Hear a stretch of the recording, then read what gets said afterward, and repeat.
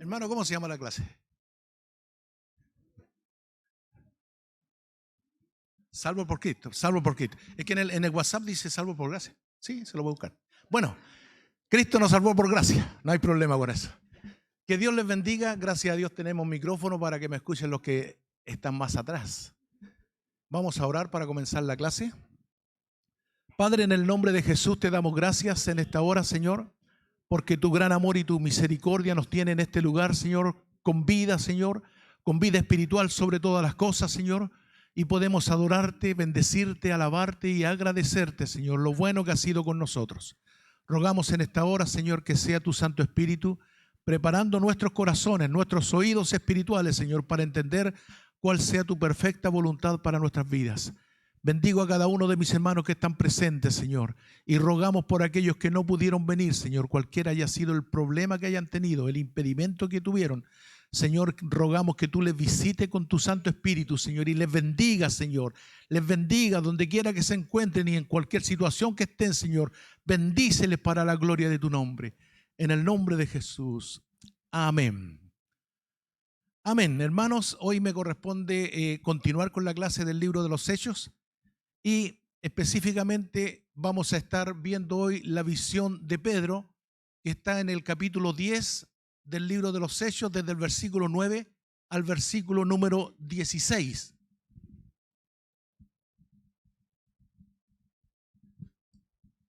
La visión de Pedro. Voy a leer el pasaje que me corresponde y luego vamos a estar haciendo algunas consideraciones.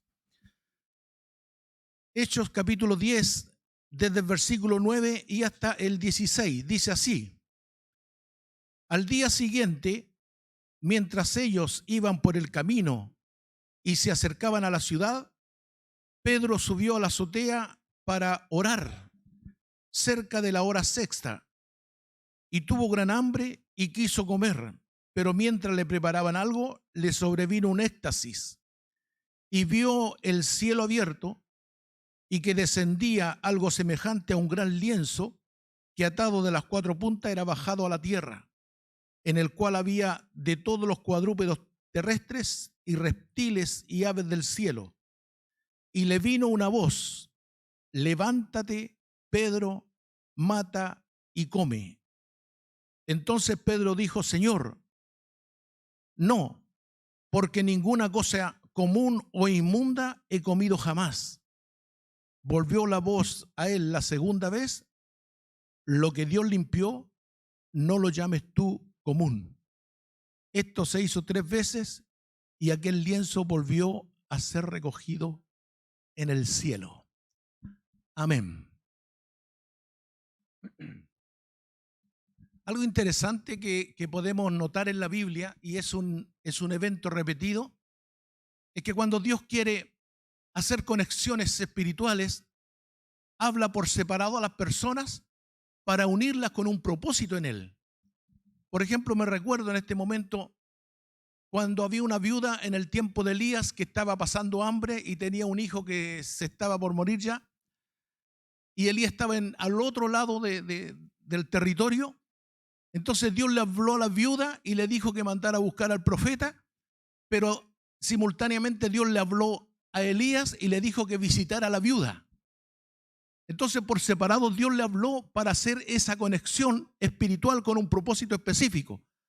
Y fue bendecir a la viuda y bendecir al profeta. Entonces ese evento de conexiones espirituales, Dios en la Biblia la vemos repetida, y Dios en esta oportunidad lo está haciendo con Pedro y con Cornelio. Cornelio era un hombre que tenía un buen testimonio, pero no era judío, pero creía en Dios y hacía grandes limosnas. La limosna es una dádiva a los pobres, ¿ya?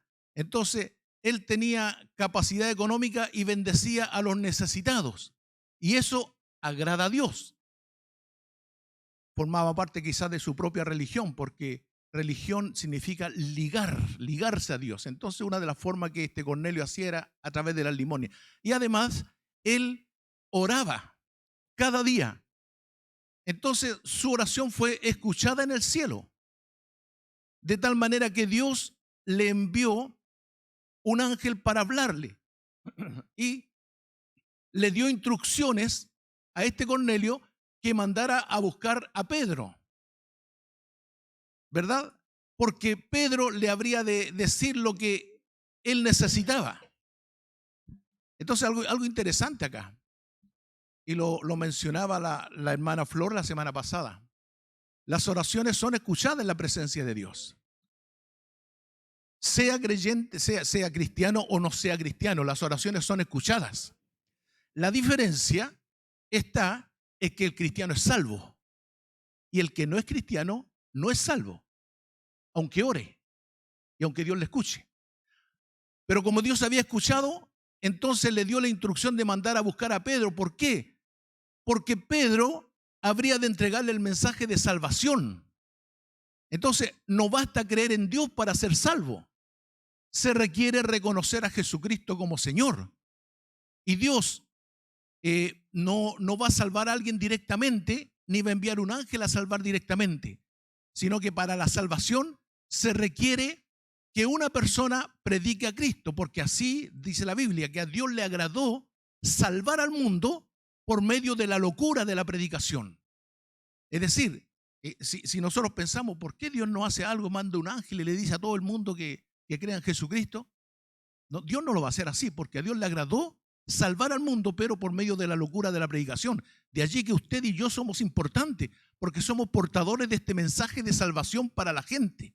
Por eso Cornelio, aunque hacía grandes limosnas y aunque hacía muy lindas oraciones y Dios le escuchaba, él no tenía salvación todavía, sino que necesitó que Pedro le llevara el mensaje de salvación. Ahora, simultáneamente o en forma paralela, Dios estaba entregándole una visión a Pedro. Entonces acá tenemos que definir lo siguiente. Dice en el pasaje que hemos leído que le sobrevino a Pedro un éxtasis, ¿ya?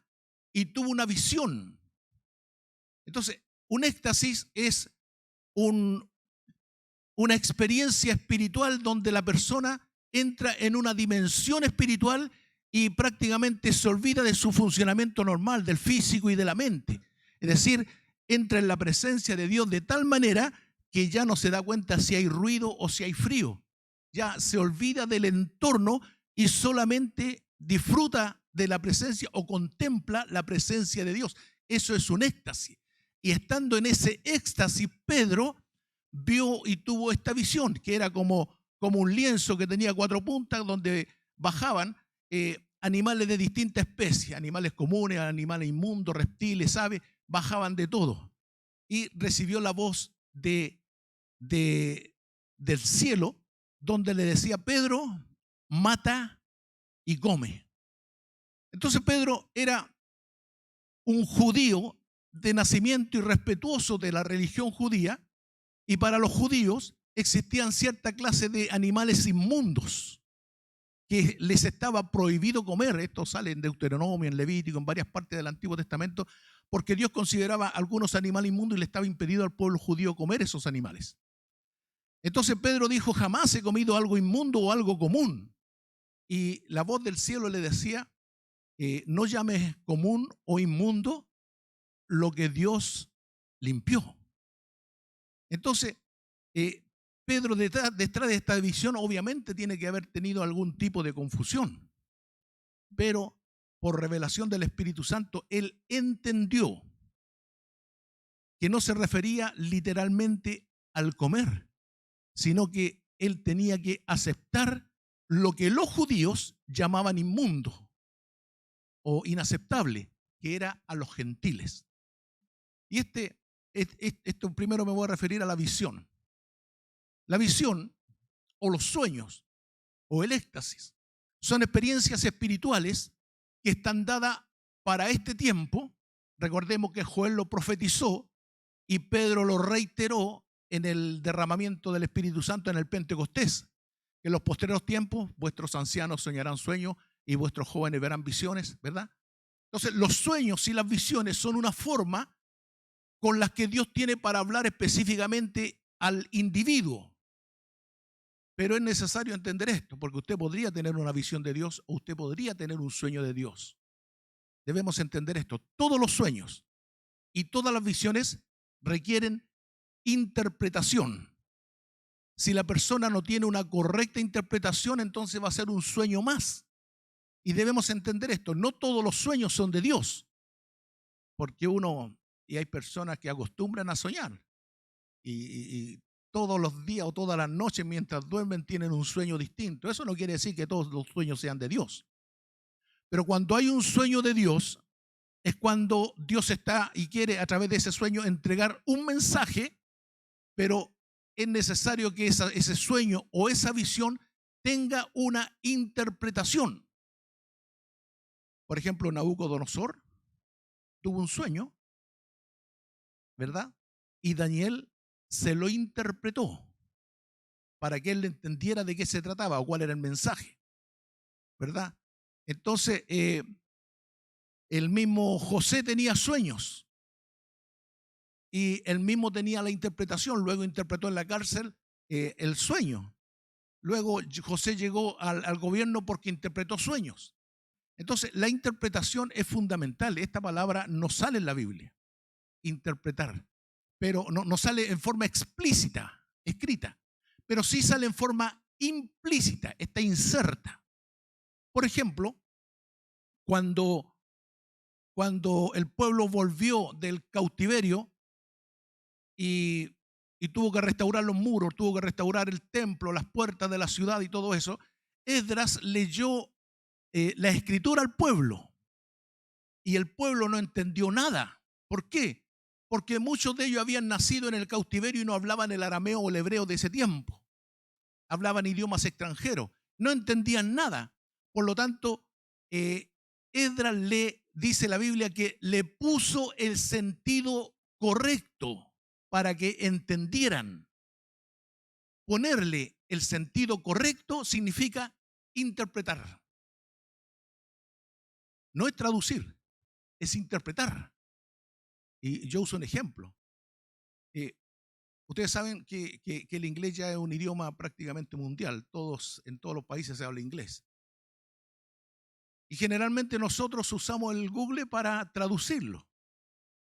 Pero muchas veces nos guía por un mal camino porque no es la traducción lo que necesitamos, sino lo que necesitamos es la interpretación. Y yo pongo este ejemplo. Si traducimos una expresión, si yo le digo, nos juntamos en el greenhouse, juntémonos entonces mañana a tal hora en el greenhouse. Entonces usted lo traduce. Green, verde. House, casa. Juntémonos en la casa verde, me quiso decir. Y no, greenhouse no significa casa verde. Greenhouse significa criadero de planta o vivero o granero. Entonces, traducir nos induce a un error. Interpretar pone el sentido correcto. Entonces, eso está implícito en la Escritura y debe hacerse respecto a la interpretación de las Escrituras, a la interpretación de los sueños y a la interpretación de las visiones. Fíjese, anda una mosquita molestándome. Fíjense que, por ejemplo, hace como 3 jueves atrás empezamos acá el día jueves a estudiar los fundamentos bíblicos, ¿verdad? La primera doctrina que se enseñó fue la inspiración de la Biblia. Y decimos, la Biblia es la palabra de Dios porque fue inspirada por Dios. Pero si agregamos que no todo lo que está en la Biblia fue instruido por Dios, vamos a tener que usar la interpretación. Porque en la Biblia hay crímenes, hay violaciones, hay adulterio, hay sodomía, hay homosexualismo, hay mucha perversión. Entonces no todo eso fue inspirado por Dios. Lo que Dios inspiró fue la escritura. O sea, que fuera escrito aquello pecaminoso. ¿Para qué? Para que nosotros tomásemos ejemplo de aquello. Entonces, esa explicación o esa comprensión viene a ser una interpretación. Los sueños también requieren interpretación. Y eso es lo que pasó con Pedro. Él tuvo una visión. Y esa visión obviamente le tiene que haber confundido. Pero luego él entendió, lo interpretó, lo comprendió, que de parte de Dios había un mensaje para él que tenía que aceptar a los gentiles. Porque ellos consideraban a los gentiles gente inmunda, gente pagana. Y contra eso Jesús con los mismos judíos tuvo que luchar. Fíjense que a los fariseos, a los religiosos, a los sacerdotes, a los ancianos, a los escribas, a todos los que eran autoridad en Israel, a ellos Jesús le entregó un mensaje que resultó duro y resultó incluso ofensivo para ellos cuando Cristo les puso la verdad, que Cristo les tuvo que hablar por parábolas, porque ellos no eran capaces de asimilar el propósito de Dios en las palabras de Jesús. Y ellos, la primera crítica que le hicieron, lo miraban a Jesús y decían, mira, este come y bebe con los pecadores. Y el comer con un pecador en ese tiempo se interpretaba, se entendía o se comprendía como aceptar el pecado de otro. Y no, Jesús no estaba aceptando el pecado, Jesús estaba aceptando a los pecadores, pero les estaba hablando de un camino santo. Por ejemplo, a la mujer adúltera le dijo, ni yo te condeno, pero le dijo, vete y no peques más. O sea, la aceptó a ella, pero no aceptó su pecado.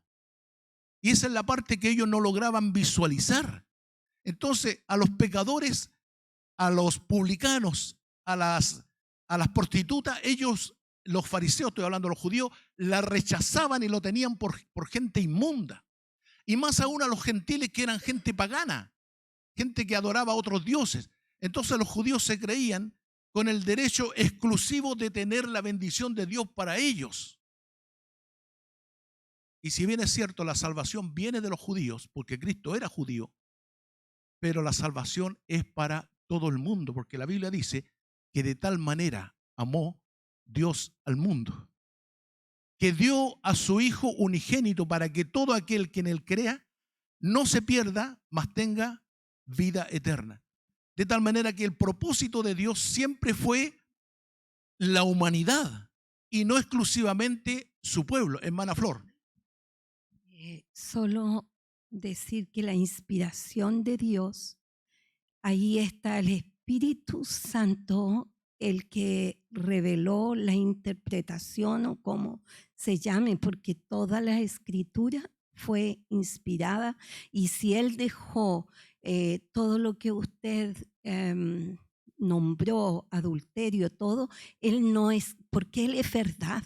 Él no pudo esconder, por ejemplo, el pecado y mostrarnos a un David. Cristo fue el único que no cometió pecado. Entonces ahí refleja al hombre natural. Y solo Jesucristo el que no cometió pecado. Obviamente, por eso Dios inspiró a los, estamos retrocediendo un poco acá, Dios inspiró a los escritores para que escribieran cosas pecaminosas. Entonces, hay que decir que la escritura fue inspirada, pero los eventos, los hechos de la Biblia no fueron inspirados todos. No todos fueron inspirados, porque Dios no inspiró a los de Sodoma a cometer el adulterio, la sodomía. Eso no lo inspiró Dios. Pero Dios inspiró al escritor para que dejara un registro del pecado del hombre. Aún más, en la Biblia, y aquí quiero ser bien cuidadoso, O sea, Dios no creó el mal, Dios creó el bien. Todo lo que Dios creó es bueno.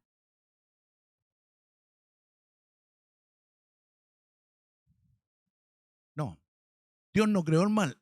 Dios le dio la oportunidad al hombre de elegir, que es otra cosa. El hombre, incitado por el diablo, optó por el mal. Pero Dios creó un árbol del cual había un fruto que prohibía. Pero ese fruto prohibido no era pecado. El fruto en sí no era pecado. La acción de tomarlo fue pecaminosa porque fue en desobediencia. Porque si Dios no hubiera dado esa instrucción, Adán podría haber comido y no le hubiera pasado nada. Entonces, la instrucción que desobedeció Adán se constituyó en pecado. Por eso, pecado es toda desobediencia a la palabra de Dios. Pero todo lo que Dios creó es bueno. Tanto así que en lo mismo que está en la naturaleza, Dios lo creó bueno y se pervirtió a causa del pecado. ¿Ya? Entonces, en eso aclaramos. Pero respecto a la inspiración, los eventos no fueron, iba a decir esto, y esto es delicado, pongo mucha atención. En la Biblia en sí es la palabra de Dios, porque esa escritura es inspirada por Dios. Pero en la Biblia hay pensamiento de Dios, hay pensamiento del hombre y hay palabra del diablo. ¿Cómo es esto, dirá usted? Por ejemplo, si yo le digo, di que estas piedras se conviertan en pan. ¿Quién dijo eso? No Dios. Es Dios el que permitió que eso quedara registrado, pero la inspiración fue diabólica. Por ejemplo, el libro de Eclesiastés, ¿es pensamiento de Dios? ¿Es pensamiento del diablo? ¿O es pensamiento del hombre? Eclesiastés es un libro de filosofía humana, pero Dios permitió que estuviera en la Biblia. ¿Para qué? Para que nosotros comparáramos cómo piensa el hombre lejos de Dios, cómo piensa el diablo y cuál es la voluntad de Dios. Y ahí nosotros tenemos que elegir. Por eso las cosas fueron escritas para que nosotros tomásemos ejemplo de ellas. Jorge. Buenos días. Yo lo que quería referirme es lo que tenemos en la palabra. Ya tenemos advertencia. Ya, o sea, esto no me gusta, esto sí me gusta, lo dice Dios. Ya tenemos su palabra que nos da una, ¿cómo se llama? Una pauta de vida saludable para nosotros. En estos tiempos a nosotros se nos llama retrógrados por leer la palabra y seguirla. Porque la palabra dice la sodomía es mala, el lesbianismo es malo, entonces nosotros estamos mal. Pero el Señor nos dio eso, nos dio su palabra, nos está dando la pauta. Asimismo, la palabra nos dice, nos da ejemplos de lo que es malo y nos da ejemplos de lo que es bueno, no para que lo sigamos. ¿Ya? Eso es lo que pienso yo acerca de su palabra. Su palabra, por eso dice, toda la palabra de Dios es útil para enseñar. ¿Por qué? Porque está inspirada por Dios. Sí, hay inspiración de Dios. Yo puedo leer, por ejemplo, no sé, una genealogía de números y no me va a inspirar, ¿cierto? ¿Ya? Porque es un dato histórico. La Biblia se difiere, hay datos históricos, datos de hombre, datos. Debemos siempre discernir y buscar la palabra, el mensaje de Dios en su propia palabra, ¿ya? Porque es palabra de Dios, mucha, ¿ya? Mucha más que de hombre y de otro. Pero tenemos que buscar su palabra, su voluntad para con nosotros, la cual te hace tener una vida buena. En estos tiempos, aquellos que seguimos la palabra de Dios, estamos como en rebeldía con el mundo, que es lo que debiera ser siempre. ¿Por qué? Porque el mundo quiere ir contra lo que dice la palabra de Dios, ¿ya? Y se basan en algunas cosas, que esto igual a esto, otro igual a esto, otro, pero no. La palabra de Dios es útil para nuestra vida porque nos hace tener una vida limpia, una vida saludable, una vida en familia sin contaminación, como por dar un ejemplo. Amén, por supuesto. Sí, le escucho. Hermana Pamela. Amén. Bendiciones, hermano. Yo comparto con la hermana Flor que ella nos dice que Dios es verdad. La palabra dice, la misma palabra nos dice que Toda la palabra es inspirada por Dios. ¿Por qué? Porque si no hubiese sido así, las personas que las escribieron no escriben sobre los homosexuales, no hubiesen escrito sobre todos los pecados que nosotros vemos aquí. Entonces, cuando nosotros decimos que la palabra es inspirada por Dios, Dios puso todas las palabras en el corazón de los hombres que la escribieron. Y como usted dice, es para que nosotros podamos ver lo que no debemos hacer. ¿Qué pasó cuando se comieron el fruto prohibido? ¿Qué pasó? ¿Por qué vino el diluvio? ¿Qué pasó? ¿Por qué vino la destrucción de Sodoma y Gomorra? Y ahora se sabe que son varias ciudades más. ¿Por qué? Porque el Señor nos quiere dejar el ejemplo. ¿Por qué están las palabras de Satanás también en la palabra de Dios? Porque existe, porque es real, porque está ahí acusándonos. Todos los días nos acusa. Porque esto de Job no es una cosa puntual. Es todos los días Él está delante de Dios acusándonos. ¿Y quién nos está defendiendo? Nuestro amado Señor Jesucristo. Pero toda la palabra, letra por letra, fue inspirada por Dios. No los hechos, como usted dice, porque Dios no nos va a llevar a pecar, pero sí está escrito porque Él quiso que estuviese ahí y Él lo puso en el corazón de los escritores. Eso, hermano. Amén. Entonces, la Escritura es inspirada por Dios. Está claro, lo dice la Biblia y todos lo reconocemos. Pero los hechos que están en la Escritura no fueron inspirados por Dios porque Dios no empujó a nadie a pecar y existe en la Biblia mucho pecado. ¿Por qué fue escrito? Hebreo lo dice claramente. Estas cosas fueron escritas para que ustedes no caigan en semejante ejemplo de desobediencia. Entonces, ¿qué pasa? Leemos un texto bíblico. ¿Cómo lo interpretamos? Esa es la palabra clave. ¿Cómo lo interpretamos? ¿Será la voluntad de Dios o no será la voluntad de Dios? Por ejemplo, David tenía muchas mujeres, Salomón tuvo 1000 mujeres. Y alguien podría decir, bueno, si la Biblia lo dice, pero un momento, interpretémoslo. ¿Y qué significa interpretar? Poner el correcto sentido. Y para poner el correcto sentido debemos comparar las escrituras, porque la escritura no va a tener ninguna contradicción, ni siquiera sombra de contradicción. Pero, por ejemplo, Eclesiastés dice, todo tiene su tiempo. Tiempo de matar, tiempo de robar y tiempo de destruir. En cambio, Jesús dijo, el ladrón no vino sino para robar, matar y destruir. Entonces, en apariencia hay una contradicción, pero interpretemos. ¿Quién dijo aquello? Que todo tiene su tiempo y hay tiempo de matar, de robar y de destruir. Lo dijo un hombre lejos de Dios. Salomón, filosofía humana. ¿Y quién dijo que el ladrón viene para robar, matar y destruir? Jesucristo, el Hijo de Dios. Entonces, debemos interpretar, y esa es la clave. La interpretación se hace una herramienta necesaria para entender la palabra de Dios. La Escritura es inspirada por Dios 100%, y ahí no tenemos ninguna discusión.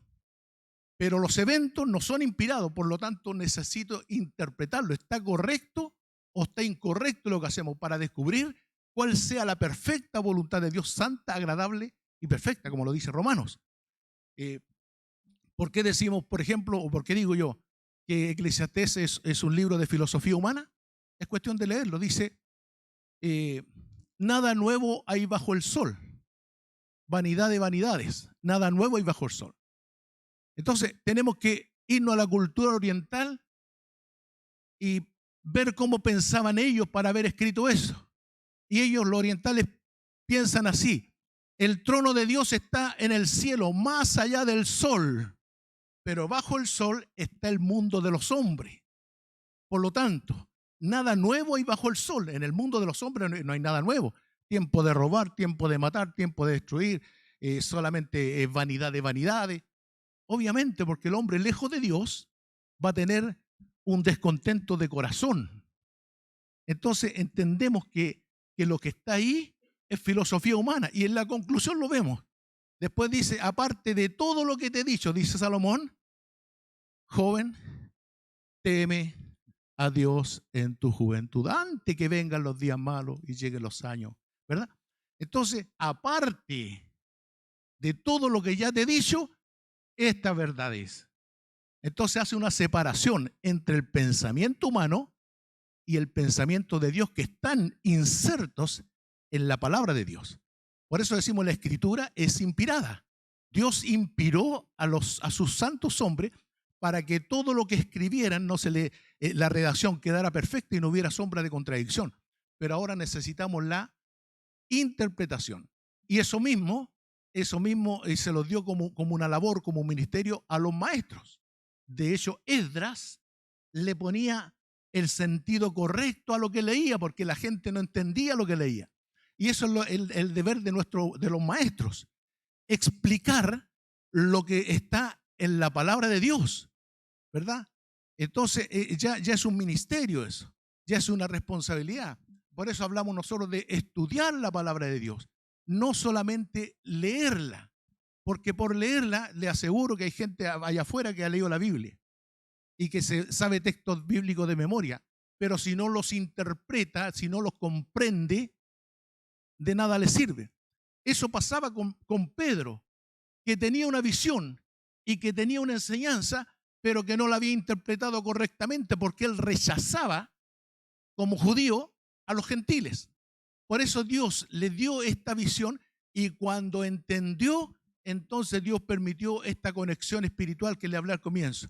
La visión que le había dado a Cornelio y la visión que le dio a Pedro, las unió. ¿Para qué?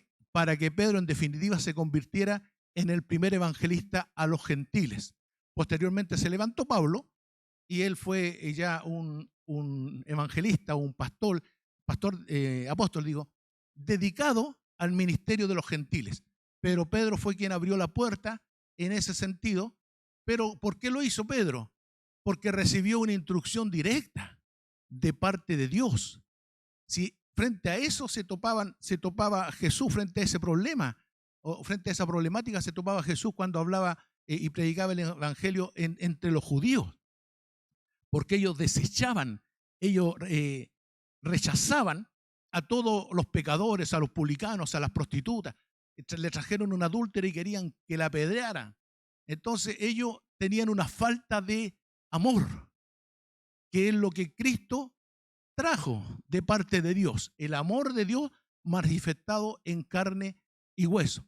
Por eso Jesús le tuvo que narrar las parábolas, la parábola de la moneda perdida, la parábola de la oveja perdida y la parábola del hijo pródigo, que es la historia culminante, que personalmente yo no le llamaría el hijo pródigo, yo le llamaría el padre pródigo.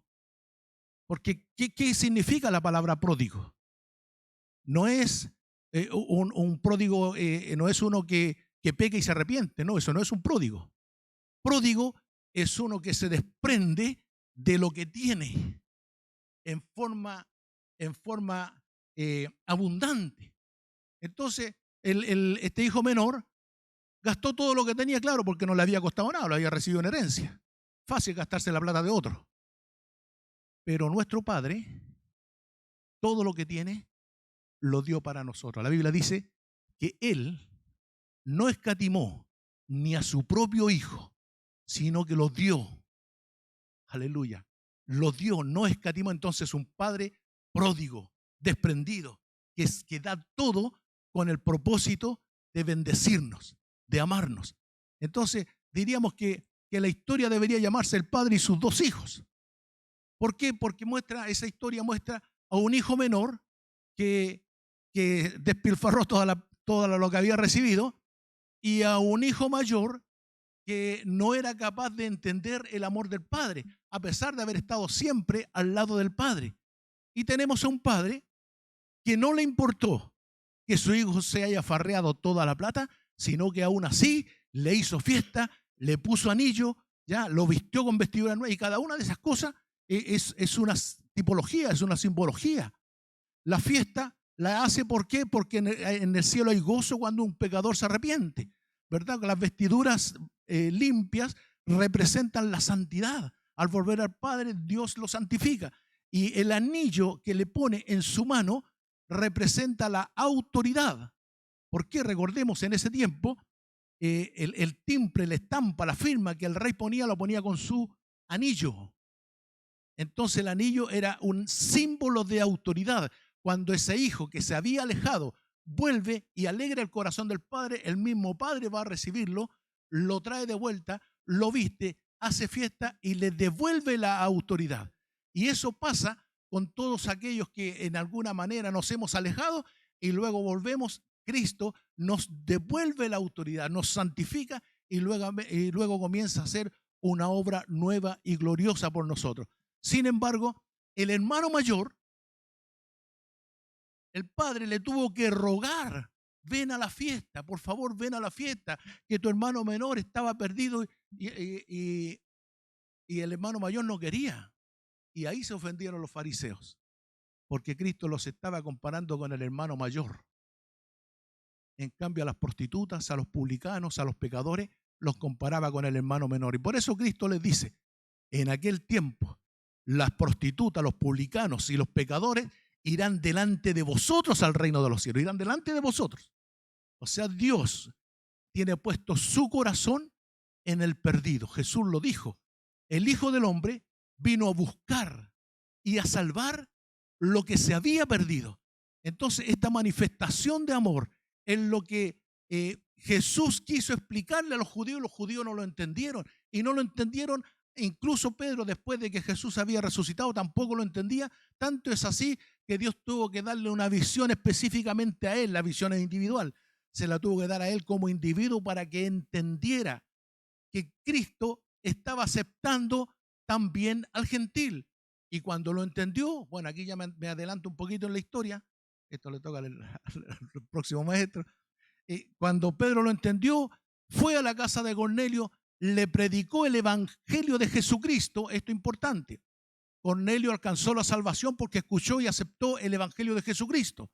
No porque hacía oraciones ni porque daba limosna, porque la salvación no es por obras para que nadie se gloríe, sino que somos salvos porque Cristo murió por nosotros. Entonces Pedro tuvo que predicarle a Cornelio el evangelio de Jesucristo. Y le dice: este Jesucristo es Señor de todos. Entonces él aceptó, y mientras aceptaba, mientras recibía, mientras se producía la convicción en su corazón, la Biblia dice que fue derramado el Espíritu Santo y todos les oían hablar en nuevas lenguas. O sea, ahí está la confirmación de que Dios aceptó a este Cornelio siendo una persona gentil, pero ahora a través de Jesucristo todos somos salvos. En Jesucristo, porque en Cristo no hay judío ni gentil. En Cristo todos somos uno. Entonces, este es el poderoso mensaje que a través del libro de los Hechos, en el capítulo 10, Dios está tratando de enseñarnos a nosotros.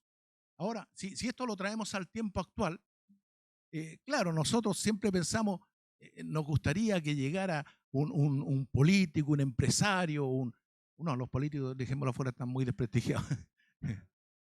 Nos gustaría que llegara un empresario, una autoridad. Pero ¿por qué? O algunos, como dice la hermana Flor, que llegara Farc aquí. Lo único que envidio de Farc es su melena.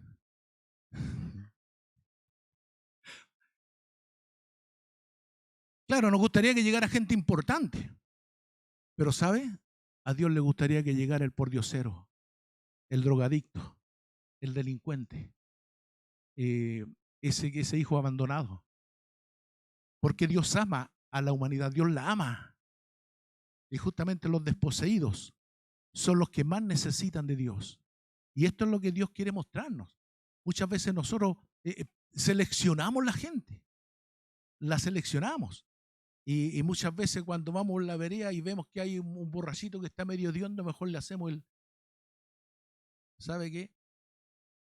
Yo he tenido la oportunidad llegando ahí a Valparaíso de ver, llego temprano en la mañana y en Valparaíso está la gente en el suelo, duerme en el suelo, en la calle, se están recién despertando, todos cochinos, harapientos y alcoholizados, drogados algunos. Me he dado el trabajo de ir, saludarlo, abrazarlo y bendecirlo y darle para su desayuno. Porque yo sé que ese gesto es un gesto que viene de Dios. Y no lo hago para que alguien me mire, porque a esa hora no hay nadie mirando, hay muy poca gente en Valparaíso. Pero lo hago porque ese es el sentir de Dios. el sentir de Dios. Y sabe, me topé repetidamente con un pordiosero que en la esquina pedía plata. Justo en el semáforo yo paraba y le daba, empecé a conversar con él, empecé a predicarle a él y finalmente aceptó a Jesucristo ese hombre. Entonces, no es que queramos que a la primera acepte a Jesucristo, no, cada gesto nuestro. Ahora, ¿por qué aceptó mi mensaje? Porque me preocupé de saludarlo, de bendecirlo, de ayudarle y creé una confianza, creé un lazo con él. Y luego cuando le hablé, él me creyó. Si esa es la diferencia, o eso es la clave, poder ganar el corazón de otro, ¿para qué? Para sembrar una semilla de amor. Y Cristo en definitiva es el que da el crecimiento. Ese es el gran y poderoso mensaje que está en este capítulo 10. Le da una visión a Cornelio, le da una visión a Pedro, pero cuando hace esa conexión espiritual hay un propósito de parte de Dios, que es salvar a Cornelio, a su familia y a su entorno, porque cuando venía Pedro a Cornelio estaba no solo la familia, sino que también estaban sus amigos cercanos y sus parientes. O sea, había un grupo numeroso esperando a Pedro y Pedro tuvo ahí un auditorio para predicar el evangelio de Jesucristo. Fue re simple. Pedro dijo: a ese Jesús Dios le ha hecho Señor de todos. Ahora entiendo que Dios no hace acepción de personas. Ahora entiendo, ahora interpreto, ahora comprendo. No bastó con la visión, necesitaba la interpretación. Entonces, si usted tiene un sueño, una visión, pídale a Dios interpretación. Fíjese, y me estoy acordando en este momento, y lo voy a contar. Y todo esto que le voy a contar me lo contó el mismo hermano que tuvo la experiencia. El mismo hermano me lo contó a mí. Había un hermano en nuestra congregación, bueno, repentinamente viene a la clase de adultos, no lo veo ahora, pero si está, va a decir amén. Que en uno de los cultos que teníamos acá, él pasó adelante y el pastor Carlos dice que vamos y oremos por ellos. Llama generalmente a determinado hermano o a la directiva. Y yo pasé y puse mi mano sobre el hombro de él y comencé a orar: Señor, bendícelo. Y él me cuenta que cuando yo pongo la mano sobre su hombro, él lo único que sentía ganas era de darme un combo y rechazarme. Y él no sabe por qué en su corazón había tanto rechazo hacia mi persona. Él no lo sabe. Entonces, se la aguantó, dice, porque estaba en la iglesia, se aguantó esa gana de golpearme. Y luego el hermano, orando en su casa, Dios le da una visión. Dios le da una visión. Y se ve edificando una casa y los materiales no le alcanzaron para terminar el techo. Quedaron las paredes y la casa a media. Y la visión fue tan fuerte en él que le dijo: Señor, ¿qué significa esto? Y él recibió de parte de Dios lo siguiente: tu casa falta terminar con la edificación. Acércate a Guillermo Hinojosa, participa con él, que él te va a ayudar a completarla. Y él me tenía mala en su corazón. Vino a los primeros discipulados y el hermano fue bendecido, fue lleno del Espíritu Santo, tuvo revelación de palabra, y después que tuvo toda esa experiencia me contó lo que él había vivido. Entonces tuvo una visión, pero también tuvo la interpretación. ¿Por qué? Porque recibió una instrucción de parte de Dios. Esa instrucción es la que Dios le dio a Cornelio, esa instrucción es la que Dios le dio a Pedro para hacer una conexión espiritual, y se alcanzaba el propósito de Dios. Entonces, es probable que usted también tenga alguna visión, algún sueño, pero busque la interpretación. Y si usted no es capaz de interpretar y entiende que es un sueño de Dios, acérquese a un hermano mayor, a un líder, al pastor, acérquese, explique, le cuente el sueño. Quizás ellos puedan revelarle una interpretación. Pero lo interesante es que descubramos el propósito de Dios. ¿Por qué Dios da visiones a individuos? Porque quiere un mensaje específico a alguien. ¿Para qué? Para alcanzar un propósito personal, individual, no tanto como congregación, sino como persona. Pero todo esto se puede vivir y es para este tiempo. Cuando decimos que somos pentecostales es porque creemos que lo que Dios comenzó ahí en el Pentecostés también es para el día de hoy. las lenguas, las profecías, los sueños y las visiones. Dios es un Dios sobrenatural y Dios quiere tener una experiencia sobrenatural con nosotros. O que usted y yo tengamos una experiencia con Él, entremos a esa dimensión espiritual, lleguemos a tener ese éxtasis, lleguemos a olvidarnos de nuestro entorno cuando estamos en la presencia de Dios. Por eso Pablo decía, conozco a un hombre que fue llevado al tercer cielo. Si en la carne no lo sé, si en el espíritu no lo sé, porque él se olvidó de su funcionamiento normal, se olvidó de su cuerpo, de su mente, y él entró solamente en un nivel espiritual. Por eso no sabe explicarlo Pablo, pero da la impresión que somos elevados al cielo. Eso es lo que quiere decir Pablo, al tercer cielo. Entonces, esta experiencia nosotros le llamamos intimidad con Dios.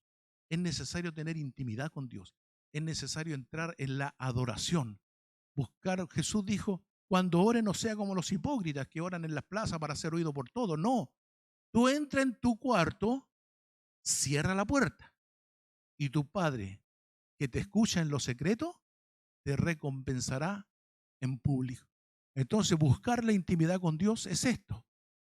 Yo y Dios solamente. Usted y Dios solamente. Cierre la puerta, busque el momento. En algún momento del día, yo no doy fórmula acá ni en la mañana ni en la noche. En algún momento del día, Dios me despierta a mi tipi en 4 de la mañana, ya tiene su reloj programado. Y a esa hora yo busco la presencia de Dios, cuando todos roncan. No, cuando todos duermen. ¿Para qué voy a... Cuando están durmiendo en mi casa, yo estoy orando en la presencia de Dios, o sea, buscando una intimidad. No hay bulla de televisión, no hay bulla de conversación. Yo y Dios. Entonces, eso es intimidad con Dios. Y eso es necesario que usted busque con Dios.